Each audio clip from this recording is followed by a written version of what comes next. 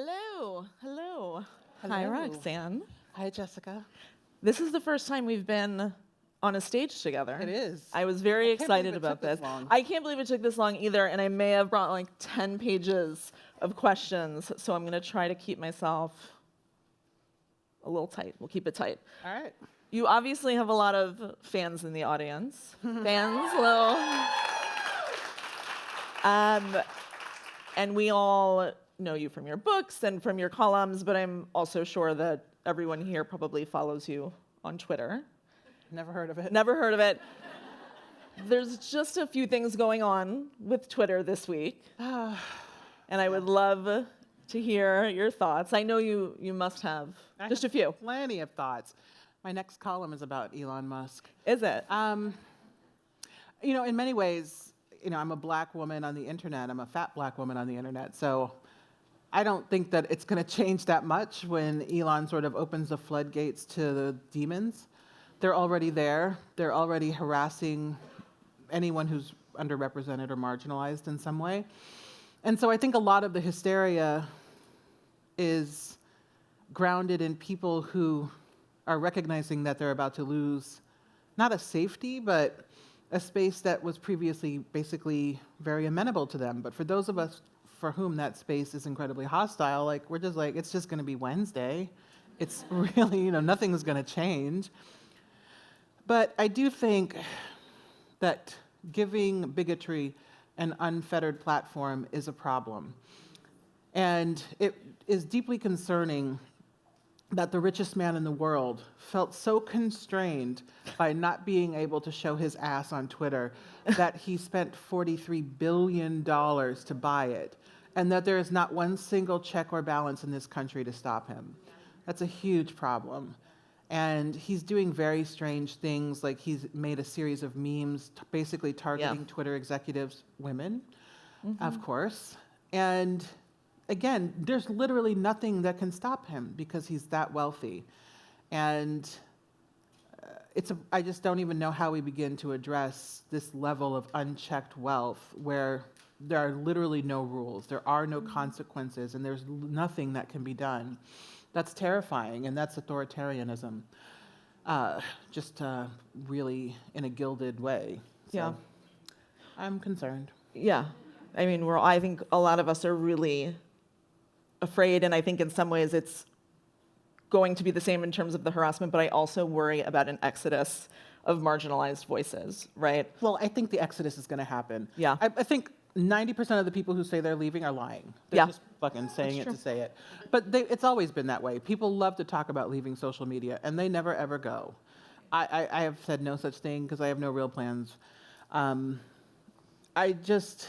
thing is, I think that Twitter gets outsized importance. A relatively very small number of people are actually on Twitter. And whenever something nonsense happens on Twitter, and I try to explain it to, like, my wife, for example, who's online, but not capital O online, and she doesn't really run her own Twitter account. Smart. Or my parents, who read Twitter, but don't use their account either. They always look at me like, what are you talking about? As if I'm speaking a different language. And as I try to explain just truly insane things, I realize I am speaking a different language. And the real world, it is the real world, but it's not. Like, in your day-to-day life, nobody is sitting around worrying about Elon Musk and Twitter. And so I'm also trying to maintain that perspective, but Can you teach me how to do that? I think it's a little bit of wishful thinking. Yeah. That, this won't be as bad as it's going to be, but it's going to be that bad. Not too long ago, and you wrote a great column about this, you moved your podcast off of Spotify because of the platform that it gives Joe Rogan, who is racist and misogynist and spreads all sorts of misinformation about COVID. And a few years back, I know a lot of us remember, you pulled out of a book deal with a publisher who signed a white supremacist. Right. And what I did love about that column was you made clear there's no such thing as absolute purity here, right? And we do all make moral compromises when we're participating in these spaces. But I do wonder, is there a level with Twitter, with Elon Musk or anything else, where you could see yourself being like, you know what, enough is enough, I am going to draw the line? I don't know. That's a Yeah. really good question, and it's something I've been thinking about for the past few days. Yeah. I've just built such a community on Twitter, and it has been invaluable to me professionally, not so much personally. So I don't know if I could walk away, but at the same time, yeah, I could absolutely walk away. Yeah. Absolutely. Like, it's fine. I have to trust enough in my books and work to trust that people will find them whether I'm on Twitter or not. Yeah. Thank you. And the reality is that there's very little sell-through from Twitter to anything. Yeah. People will like all of the things in the world, but when it Yeah. comes to actually buying, it's maybe 5%. Yeah.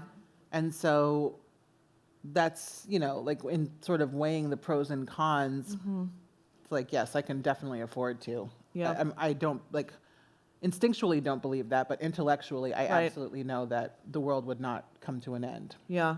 It is hard because a lot of us have built these incredible audiences, and not everyone writes books or has other, and I do worry about other women in media and folks from marginalized groups who that is where Yeah. they're doing their work, right? And if Absolutely. you've spent years building this audience, it does feel really hard, the idea of giving it up, because you don't know that people are going to follow you. You don't. And so many people have built so many really interesting communities and some really niche communities Yeah. as well. And I think it's terrible that they're going to have to make really difficult decisions about whether to step away from these communities that they have so lovingly and painstakingly created to surrender to the whims of a billionaire, or like tolerate a lot of incredible bullshit to do so. I mean, it's just all so deeply unfair. And I know that life is not fair. We're never guaranteed fairness. But in some ways, like, this seems particularly unjust because most of us have created our communities online without any sort of support, any compensation. It's just a labor of love. And to have someone sort of force you out of that labor of love because this is a whim, like, he's going to lose interest in Twitter Yeah. in about 5 days, if the sale even goes through. Yeah. And, part of me doesn't think the sale's going to go through because the Tesla stock is tanking. And, he won't be the richest man in the world without that Tesla stock. Yeah. But even if the sale goes through, and it probably will,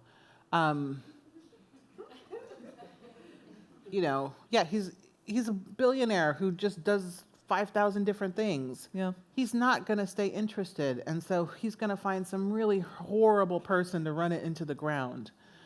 And I think that the days of free tweeting are coming to an end. I think that Yeah. Twitter as we know it is soon to not exist. Like, the day the sale went through, a bunch of people who had previously received like those little content warnings about disinformation whenever they mentioned ivermectin as a valid therapeutic for COVID, all of a sudden they could say ivermectin without the thing. And so now you have all these like genuine idiots really proud saying ivermectin, oh, we're free at last. This is like Lincoln freeing the slaves, which geez. is something a black person said on Twitter about all of this, Laverne Spicer.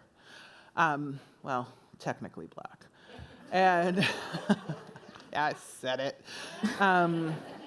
And so that's dangerous because ivermectin is horse dewormer, and it is not a therapeutic.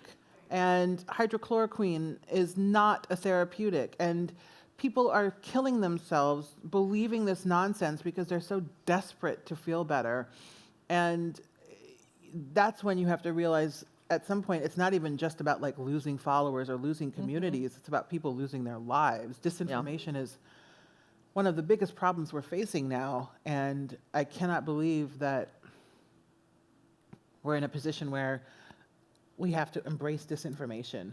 And I also think, lastly, that Elon Musk keeps talking about freedom of speech and getting rid of censorship.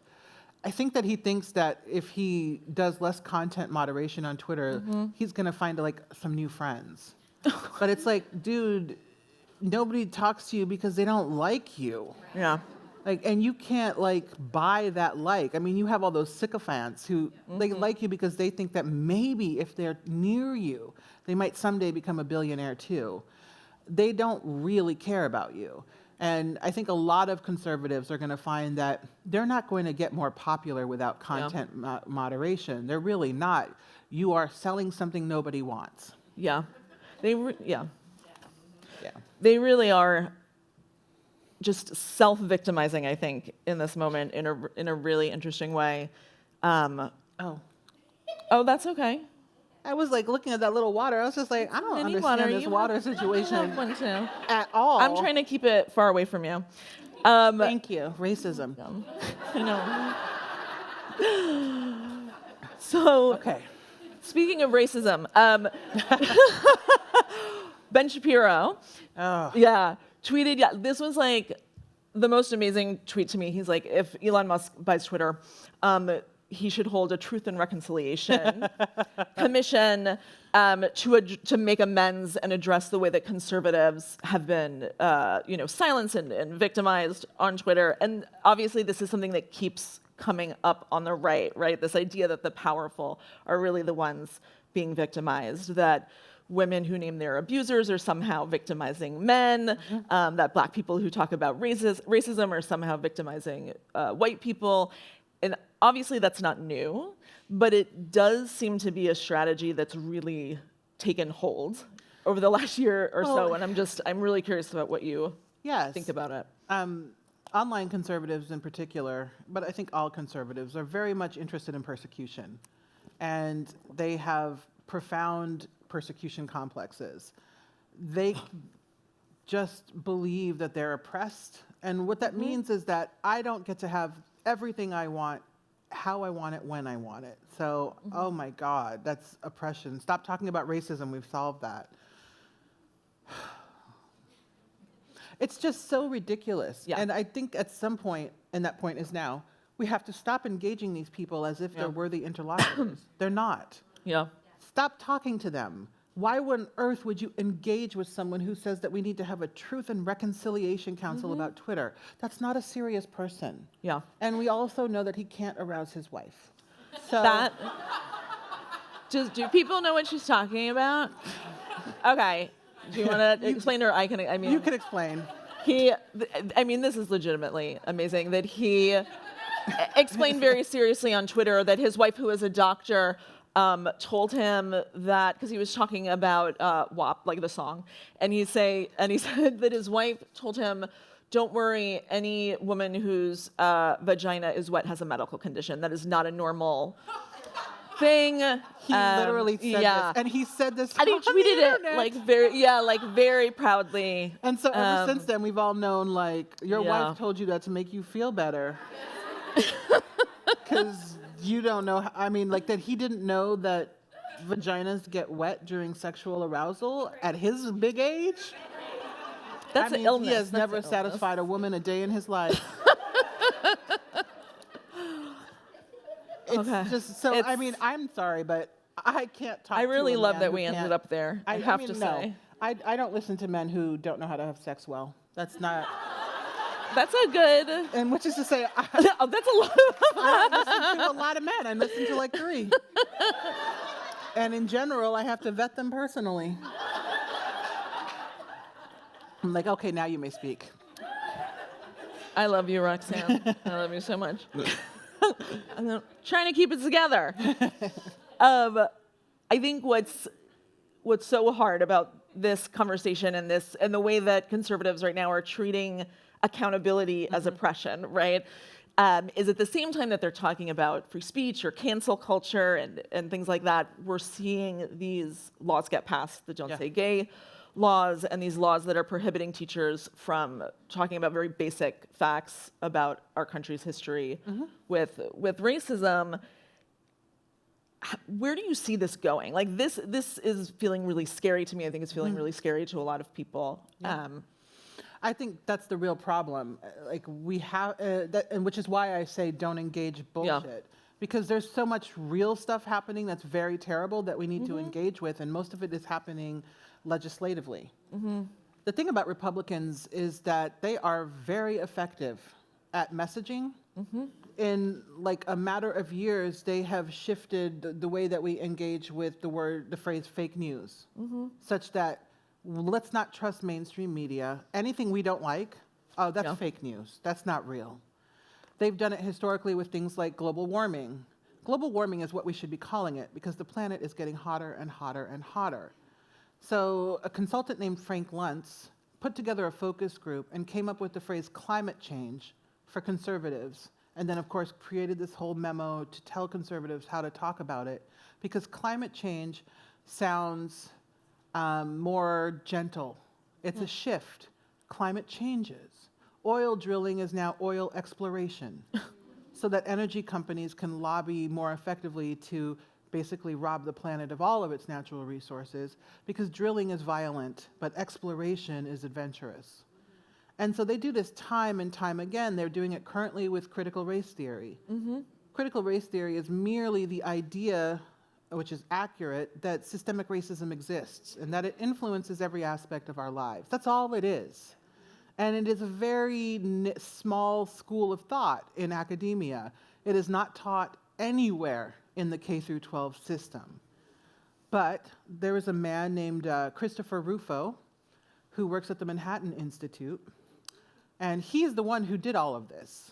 And you can always figure out where it starts. It's always one sleazy guy being paid hundreds of thousands of dollars to help Republicans find the right messaging to invigorate their base because they have no policies.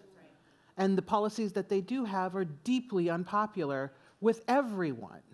And so they malign thinking, they malign history. They don't want to feel uncomfortable. They don't want their children to feel uncomfortable with the very real history of this country, with the Holocausts, enslavement, Jim Crow. And so they're trying to eradicate all of this knowledge in our schools. So we are raising a generation of children in certain states, Missouri, Texas, Alabama, Carolinas, Florida, oh, good Lord, who aren't going to know that slavery was terrible, who aren't going to know that 6-7 million people died in the Holocaust. And that's terrifying. It's truly terrifying. And then even worse is the legislation that they're doing to try and legislate transness out of the world. In Missouri, they passed a law saying that you can go to prison if you give your child gender-affirming care. Fine, whatever. No, it's terrible. A lot of people were like, it's very narrow, they'll turn 18, they'll be free. Now they are passing a law through the state house that says no one of any age can receive gender-affirming care. It never ever stops with the first thing that they try. It's always part of a much larger strategy. And they push their agendas through time and time again, and the Democrats just fucking sit around saying, I want to reach across the aisle, and it's like, motherfucker, there's nothing there. Stop trying.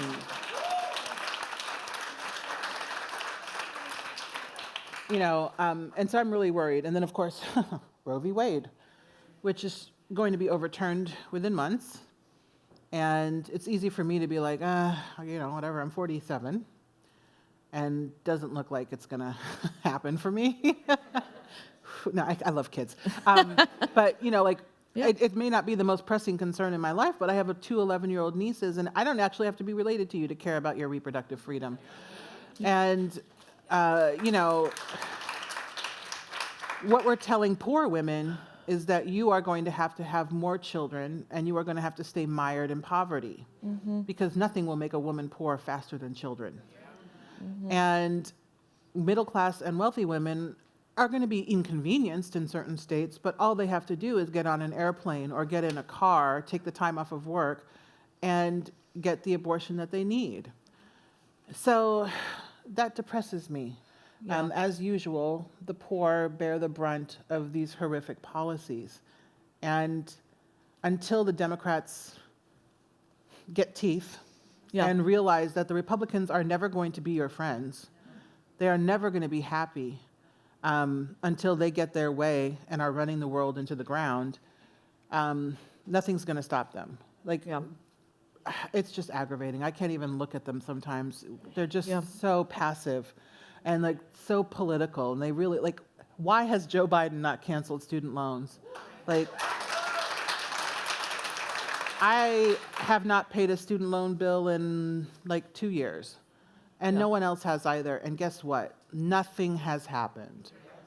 And yes, nothing is fair, but I don't have children, and I pay a lot of taxes for my local schools. You're always paying for something that other people aren't paying for. That's just life. And so to suggest that we shouldn't cancel student loans, and that if you do cancel student loans, you have to means test, is just ludicrous. And the Democrats are wringing their hands about midterms, but you want to win the midterms, cancel student loans today. You will win the midterms, you will win 2024, and that's not buying Americans. That's showing Americans that you're willing to legislate to save their lives. But nobody elected me. And they never will. Oh, girl, never. I would never in life run for office. I would get kicked out immediately. I would, could you imagine me, having to sit in a room with Nancy Pelosi? I would tell her all about herself. You're worth $100 million. How dare you? How dare you not pass legislation to help people eat and pay their rent and not be evicted from their homes? Yeah. I don't even want to talk to you. So, but feminism, she's done great. This feels like a good time to talk about optimism. I think so. Yeah.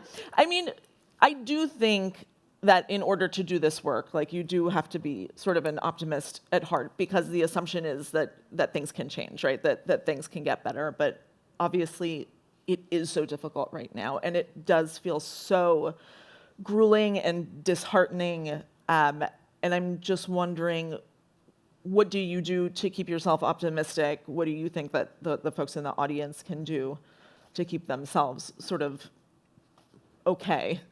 Honestly, I'm not an optimist. Okay. I'm a realist. Yeah.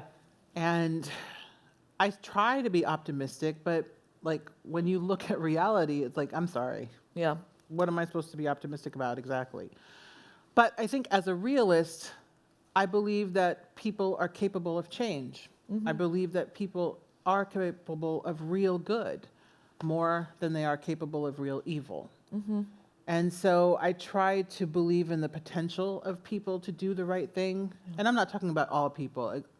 I'm not going to ever in life sit down with one of these hardcore Republicans and talk it out. There's nothing to talk about because they don't even see me as human. They don't believe that my marriage is valid, and they're coming for that too. I believe in talking to people who are perhaps apathetic, who are angry, who feel disillusioned and disenfranchised, and probably are being disenfranchised. And I think those are the people that we have to reach. And I am always optimistic that it is possible to reach them and encourage them to be more participatory in our democracy. And it's also okay if they don't want to be, because I think there are a lot of valid reasons to opt out. I may not agree with that, but I certainly have to respect where some people are coming from. And I'm also just optimistic. I think that Gen Z is adorable. Yeah. They're just so Absolutely. cute. And I know they would be stop calling me cute, but it's that level of energy that they have. And they'll just tell you about yourself all day. I teach college, and it's a lot. It is a lot. They know everything, and they have great politics, and they are very radical. And I think that's refreshing. Yeah. And I am deeply happy to see that there is a generation of young people, and it's not all of them, of course, but there's enough. They're tired. They're tired of doing drills in their schools just in case. One day, I was playing with my niece at my house, and she crouched down under the coffee table. And I was like, "What are you doing?" And she's like, "Oh, I'm practicing my shooter drill." Yep. And so I called my sister, and I was like, "Do you know that she's doing a shooter drill?" And she was like, "Oh, yeah, they go over it every quarter or whatever." And that we have normalized things like gun violence in this country to the point where instead of solving gun violence, we're like, let's teach the kids how to avoid bullets, Yeah. is grotesque. And again, it's a real failure of morality, of legislation. And these kids are done. I think it started with Sandy Hook. Yep. And that's when I knew that gun violence was never, ever going to be addressed. Because when wealthy white children die and white people are still like, give me my M16. Yep. Well, okay. All right, that's it. Yeah. So, yeah, I mean, it's still not an optimistic answer. No, that's okay. I mean, listen, it's hard. My daughter has been doing drills since she was 2 or 3 years old in preschool. It's a very real part of her life, and conservatives want us to believe that it's more dangerous for her to hear that gay people exist than to be traumatized over and over in her classroom and think about. I mean, they've invented bulletproof backpacks for children so that children can hide under their backpacks. Yeah. But I agree, like, the young people on TikTok, like the feminists on TikTok, the activists so on cute. TikTok, like. And cute is an honorific. I like Yes. cute things. They just, the imagination, the audacity, like so much audacity, for better and worse. Yeah. But that's okay. I mean, we all have our issues. And we were all, but and we were all like that. Oh, always. Like when you're young, like you do have, and this sounds condescending, no, but like you have so much going on, and you lose some of it. I'm sorry to say, like you really do. Unfortunately, you do. But whenever like my students, like the other day, a student said something to me in like this sort of like new way of using language, and it was like, I don't feel like you engaged me with grace. And I was just like, oh wow. Like, part of me was just like, what the fuck are you talking about? How dare you? But another part of me was like, take a deep breath. Just take a deep breath. I mean, you know that she's made a mistake, but she wants to sort of like process this. And then I had to remind myself of like what a pain in the ass I was at 19. Yeah. Thinking I absolutely knew everything and that I was just the voice of wisdom. And so I embraced her, not physically, I don't do that, but we talked it out, we worked it out, and she's a great student. She's one of the smartest people I've ever worked with. And I always just remind myself, like, we've all been there, and it's not my job to break that. Yeah. The world will do it on its own. Like, Yeah. it's my job to sort of help students figure out how to think and how to express themselves, not what to think. And it helps, yeah. We're all very interesting at 19 through 25. Well, I think what's really interesting, I'm on TikTok like way more than I should be. And one of the things I see them talking about a lot actually is domestic work, which is not and childcare, which is not something I ever thought about when I was a young person.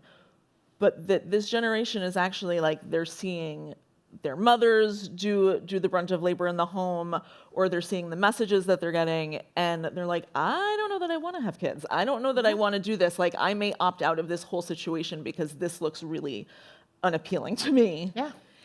There's some really interesting things going on with this generation with regards to sex, sexuality, and family. And I do think that actually we need to pay attention, and I do think there's some cause for concern, because something about the way these children have been raised has led them to believe that they don't want to be in relationships, that they don't want to have sex. And I think everyone should just like live their truth. But I don't know that that's identity-based. I think they think that relationships are so terrible, that physical intimacy is so terrible, that they should opt out. Right. And I wonder how we can expose people to the range of options, and that there are things beyond opting out, and that when it's good, love is very, very good, and as is sex. And so, I do notice there's some interesting trends there. Yeah. And I don't know what it means, but I think it's something we're going to be talking about a lot more. Yeah. And in some ways I admire it, like to look at models of behavior that you want no part of. and know better. Like, no, like, I don't want that for myself. I Yeah. wish that I'm Gen X, and I wish that I had known that I could want more for myself than Yeah. what I thought was my only option. Yeah. I think part of it is that they can see that the model of sexuality, straight sexuality in particular, is not something that benefits them, and sex in particular. And I'm hearing a lot of young women talk about this, that this is not just about consent and rape and assault, but good sex, and what we think about as good sex, and what we think about as normalized, and the way that violence has become sort of normalized in their own sex lives, and the expectations around that. And I'm glad to see that conversation I am too. happening. I think it's a super healthy conversation. Yeah. And also, again, I love that they know that they deserve to have pleasurable sex. Yes. And that if they don't want violence to be part of that, Yes. they don't have to. They don't have to put up with it. That's just so refreshing, and it's sad that it's taken this long for women to begin, and also men and people who are non-binary to begin to process that you get to have autonomy. Like when we talk about bodily autonomy, like let's really talk about it in more than just the context of reproductive freedom. Yeah, absolutely.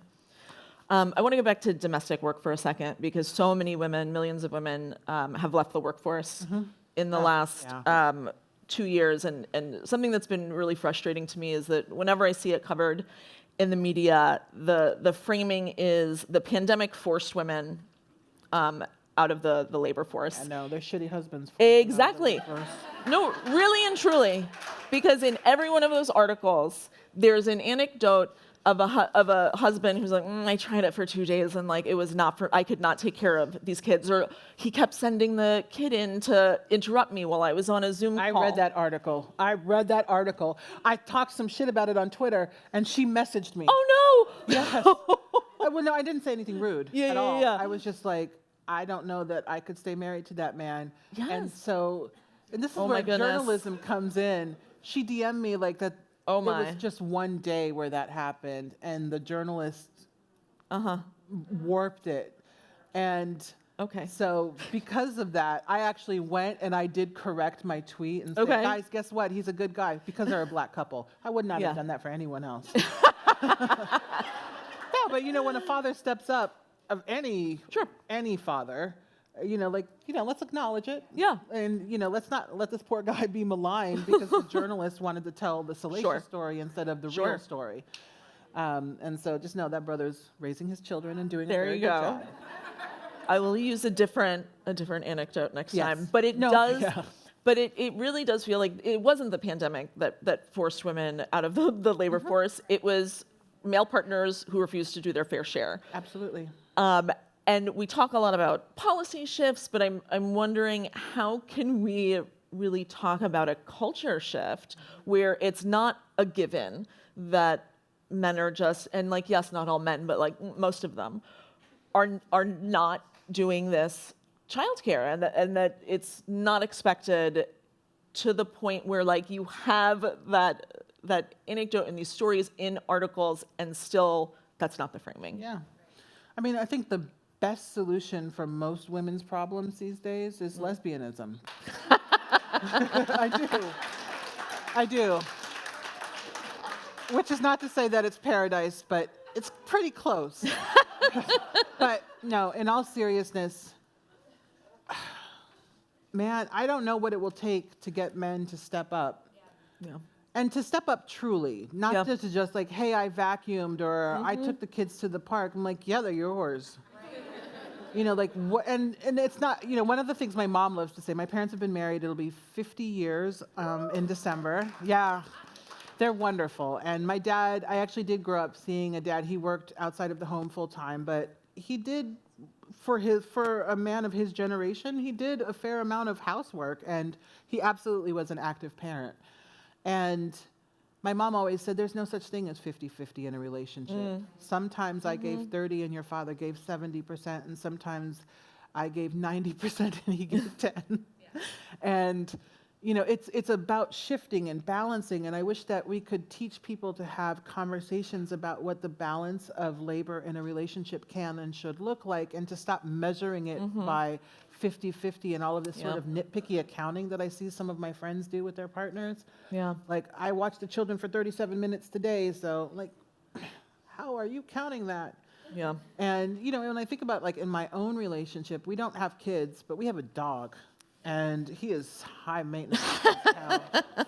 But we still have 2 houses because we go back and forth between LA and New York, and they have to be like cleaned and things like that. Yeah. And, like some days, like for now, I've been on the road for about 2 weeks doing this and that. And so she's like had to manage the home front by herself. Yeah. And it's a lot of work. Like last night she was like, I need a break. And I was like, I can tell because you look tired. And it's an ongoing conversation, and we have to always check in with each other and sort of make sure that we're distributing the workload, such as it is, between like 2 also very demanding careers. Yeah. And the only way it works is because we have these conversations. But the other thing, and more people need to be transparent about this, is that we also throw money at the problem. Yeah. Yeah. We have a housekeeping service, feminist, woman-owned, equitable wages and health insurance, who clean once a week or twice, depending on whether my parents are there or not, because they live with us part-time. And, it's interesting that a lot of these women in these articles, they weren't actually talking about working class women. They were talking about a lot of middle class women. One of these women was a CEO. Yeah. And I was shocked by how little conversation there was around like, like what is really going on is that because of COVID, your in-home help had to leave. And all of a sudden you were left with trying to figure out, how do I pick up the pieces? And that's a really big part of it. And I would love for people to be honest about that.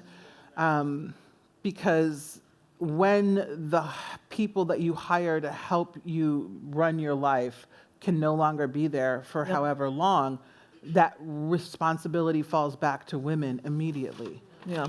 And the sort of brain drain that we're seeing, and it's still happening, it's another reminder that in many ways our culture still treats women as if we are only supposed to be on the domestic front, and that when we dare to sort of tiptoe into the professional world, that's temporary.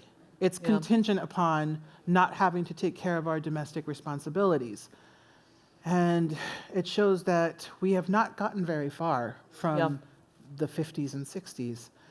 I don't understand it. I thought, I'd never sort of have been under the illusion that we've solved all of these problems, but in terms of the balance of domestic work, I genuinely thought we were further. Yeah. I thought that sort of the millennials and like even the younger millennials too had learned about equitable relationships, and they have simply replicated their parents' relationships. Yes. It's really distressing. And if I was a young woman with children and a husband and I had to leave my job, Yeah. Yeah. I would probably leave my marriage too. Truly. We only have a couple of minutes left, but I wanted to make sure to ask, I'm sure all of us in the room have had the experience of going to summits and conferences like these and watching amazing speakers and feeling really inspired and feeling really energetic, but then not necessarily knowing what to do with that energy and inspiration. And there's a lot of incredible and powerful and smart women who are in this room and who are watching. And I'm just wondering if there's sort of one thing that you could ask people to think about or do. What might it be? Well, I would generally just say, I think a lot of times when we try to create change and sort of do well in our lives and in our communities, we try to do it all. And so the one thing I would say is to pick one thing. Yeah. Truly, do one thing well. Because trying to do and engage with 7 issues means that you are going to do all of them in a very half-assed way, though however well-intended. And so just pick one thing and then really sit with yourself and ask, what can I, in my life, with the resources available to me, do to contribute to this movement in some way? And sometimes it's volunteering my time. Yeah. Sometimes it is indeed throwing money at the problem, because nonprofits work with threadbare budgets and genuinely need that sort of financial support. Sometimes they need you to share your platform that you have created in your lives to spread the good word. Sometimes it's about voting, of course. People are always like, vote, vote. Yeah. Like, that's table stakes. Like, go vote. Yeah. But also think about the down ticket races and really start to inform yourself. And really, the most important thing everyone in this room can do is start to pay attention to what's happening on your school boards. Yes. Because again, with that conservative agenda that they're so relentless about, they have really started to infiltrate school boards. And school boards dictate curricula and the textbooks that our children are reading and engaging with and the content of the courses. And so make sure that you know who's running, maybe consider running. Also library boards, which in general are elected positions. Start really paying attention to these things, because a lot of the change that we can make, that we can feel, is going to happen in local politics. Not so much as in federal, because especially in the Senate, like, those people are gone. By the time you get to the Senate, you have lost all of the good that you may have once had. No, truly, the amount of compromise that you have to make to be a politician at the federal level in this country, there are just no good people there. There are less bad people. And then, no, there are some, like, there are like 5.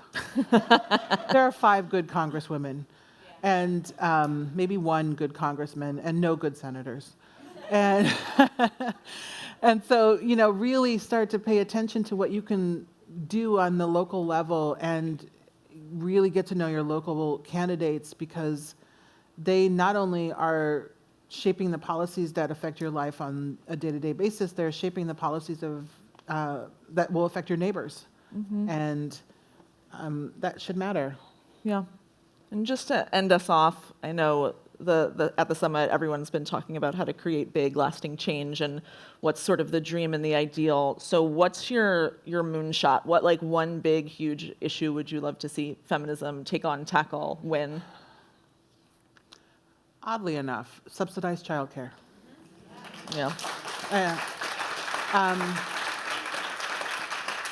It's not the sexiest issue. It doesn't affect all people with uteruses, because not all of us have children, but enough of us do. And childcare affects women in so many different ways. And it's so shockingly expensive. When I started to find out what childcare costs, I was like, then why do you even bother going to work? Yeah. But I love children. We would, maybe it'll happen. But like, I wouldn't want to stay at home with it all day. Like, all day? Every day? That's a lot. I just, Every time I look at my mom, and to this day, she's like, I chose to have children. I'm like, oh. As you can see, I'm not parent material. But, I think if we would help all parents. And it's an issue that would not only help women, it would frankly help families. It would help literally everyone. The biggest beneficiary would be men. Yep. So I don't like that part, but yeah. I think we need to figure out subsidized childcare. And I don't think it's that hard. Yep. I'm going to end with one little story. We went to Iceland during COVID for work. I had to film a master class, and they were doing all of the filming over there because they had solved COVID. And they did this amazing thing called wear a mask. Turns out it works. And we noticed, like, everyone we met was like, yeah, I've got 5 children. Wow. I have 4 children. I have 3, 5, 4. And I was just like, what is happening? Is it like a cult? And I met with the president's wife on one of the last days, and she was like, yeah, I have 4 kids. And I was like, what the hell? Like, why does everyone have so many children here? And she explained that you get like a year of parental leave. And everything is subsidized. They don't pay for health care, they don't pay for school, and child care is subsidized. So they pay, I think, $100 a month. And she was like, oh, that's for all my kids. Wow. And they go somewhere after school and do like enriching things, and then they come home, and so she can work and her husband can work, and that's the solution. Like when you support families, women will actually have children, and I wish conservatives recognize that you don't need to ban abortion. You need to support women's ability to have families. So yeah, that's it. That's it. Thank you so much, Roxane. Thank you. Thank you To everyone here. This was great. Thanks. How guys.